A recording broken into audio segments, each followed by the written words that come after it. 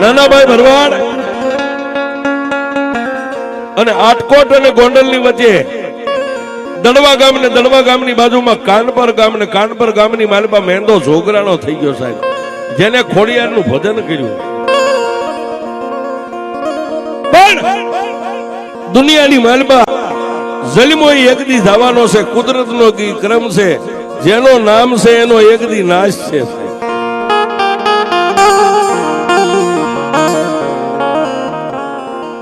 મેઘલી રાતનો ગજરો બને મારી ખોડિયાર દેવી,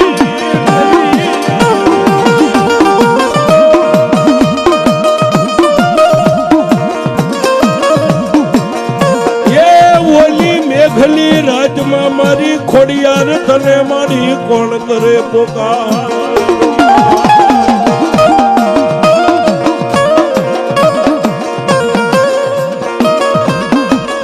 રાતના 12-1 નો સમય બને,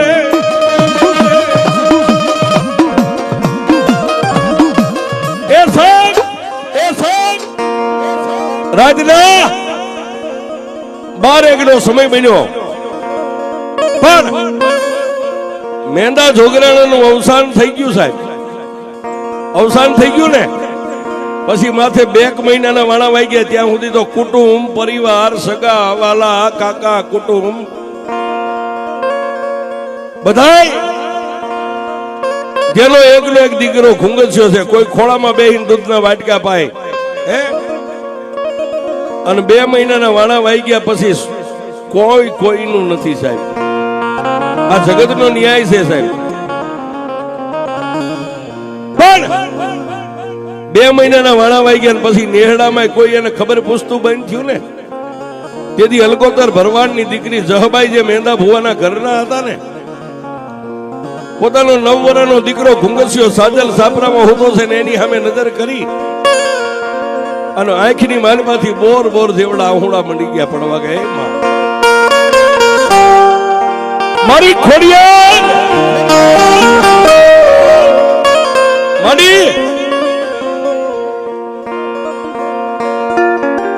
તને લાજ લડાવનારો, તારી લોબડીનો ઓઠીને ધૂણનારો મારો ભૂવો મારા માથાનું સતરથો મારી આ લોક છોડીને પરલોકમાં આવી ગયો. મારી આજ 2 મહિનાના વાણા વાઈ આવે, મા દીકરાની કોઈ આ નેહડામાં સંભાળે લેતું નથી. પણ માં જો એક દીકરાને મેકીને હું કઈ બીજું ડગલું ભરું ને તો હું અલકોતરની દીકરી છું, મારું કુળ લાજે. મારી મારું કુળ લાજે તો લાજે, પણ આજે તારી લોબડી ઓઠીને દુનિયામાં ખોડિયાર ખોડિયાર કરતો ને, મારી ભુવાનું નામે લાજે, મારા મઠમાં બેઠેલી મારી ખોડિયાર લાજે.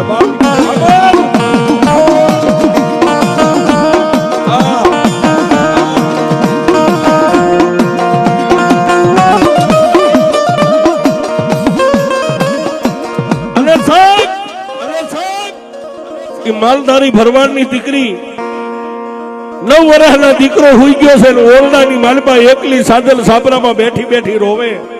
મારી મારી આ દુનિયાની માલપા 9 વર્ષનો મેકીને એનો બાપ તો વી ગયો, પણ મારી આ 9 વર્ષનો માલધારીનો દીકરો મારાથી મોટો થશે કે નહીં થાય.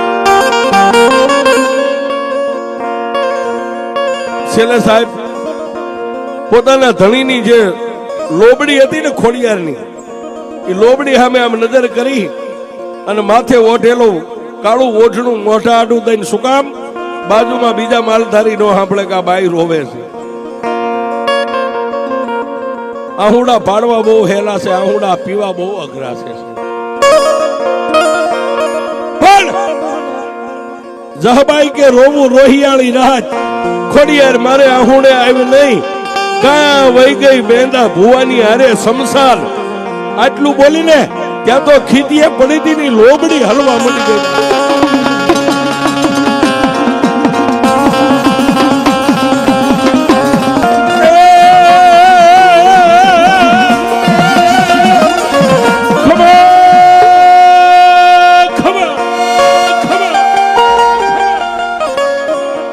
મેં કીધું ને હૃદયથી કરો હાંકલો.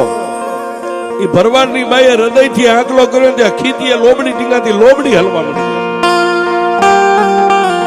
અને લોબડી માંથી ખોડિયાર બોલી જહાબાઈ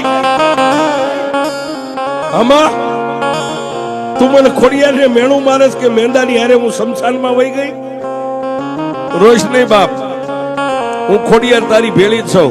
આ મારો અત્યારે ઘોડિયા છે ને કાલ ઘોડે સડે એવડો થઈ જાય, પણ આગળ ઉપર ક્યારે આ નેહડામાં માલધારી કોઈ તમારી સામે લાકડીઓ તોડીને ઉભા થાય ને તેથી આ લોબડીને ધરતી ઉપર મેકી અને ત્રણ તાળી પાડીને જો ફાટેલી લોબડી માંથી ઊભી ન થાવ તો તારી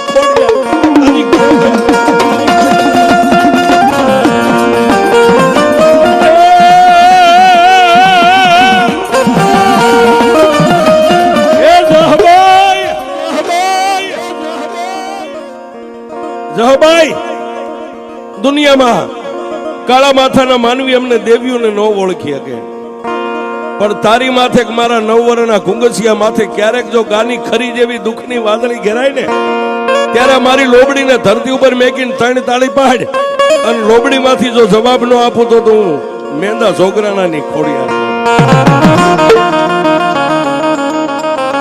પણ સાહેબ કહેવતમાં કીધું જ્યારે કોઈ પણ માણાની પડતી આવે ને ત્યારે બધી બાજુથી આવે. પછી બાઈ તો હિંમત હારી ગઈ હતી ને એને હિંમત આવી ગઈ કે ના ના અમારી માં અમારી ભેગી છે, કાલ મારો દીકરો મોટો થઈ જાય છે.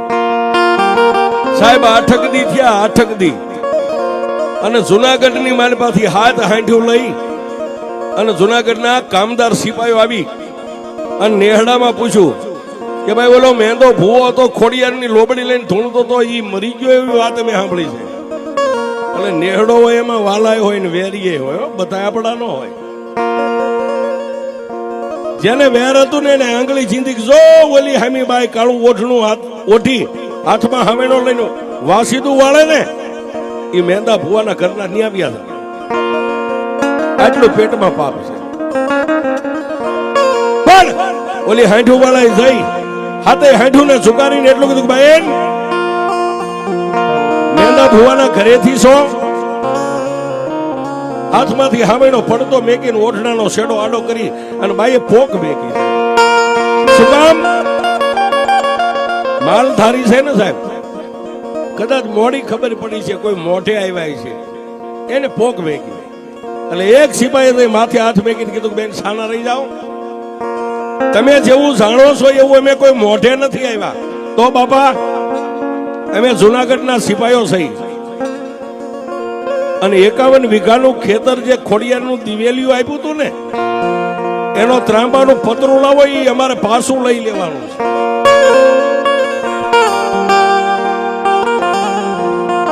ખોડિયારનો ભૂવો મરી ગયો કે હા અમારા જુનાગઢના ધણીએ 51 વીઘાનું જે ખેતર આપ્યું હતું દિવેલિયું ખોડિયારને એ પાછું લઈ લેવાનું છે.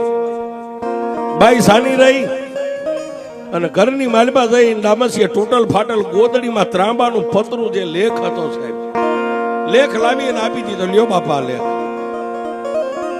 જુનાગઢના ધણી હાથે હાંઠું લઈને નીકળી ગયા.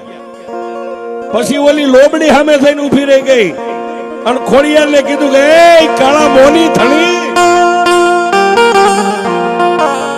8 દી પહેલા તે કીધું તું દુઃખ પડે ત્યારે મારી લોબડીને અવાજ કરજે. 8 દી થયા તો અમારું હતું ખાવાનું એ લઈ ગઈ.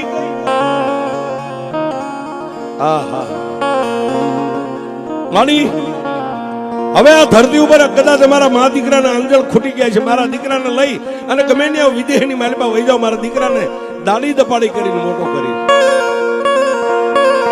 ત્યારે લોબડી માંથી વળતો જવાબ મળ્યો મારી જહાબાઈ જૂનાનો ધણી કદાચ મારું દિવેલિયું ખેતર આપ્યું હતું એનું ત્રાંબાનો લેખ લઈ ગયો ને કે હા જહાબાઈ હમણાં ચોમાસું બેહી જાય અને વાવણી કરે તો એ વાવે હું કે મારી એમાં વાવણી કરીને ઘઉં બાજરો વાવે, બીજું શું વાવે? તો સાંભળ જહાબાઈ હવે હું મોમડિયાની ખોડિયાર બોલું, મૂંઝાતી નહીં. આ ધરતીને મેકીને ક્યાંય જાતી નહીં, પણ ચોમાસાની ઋત આવે મુસળાધાર વરસાદ પડે અને જૂનાના ધણીના કોઈ ખેડૂ આવીને એની માલપા હાથી હળ હાંકે અને એમાં ઘઉં બાજરો વાવે પણ હું ખોડિયાર કહું છું કે જો બળ બાવળ સિવાય કઈ ઉગવા દઉં તારી ખોડિયાર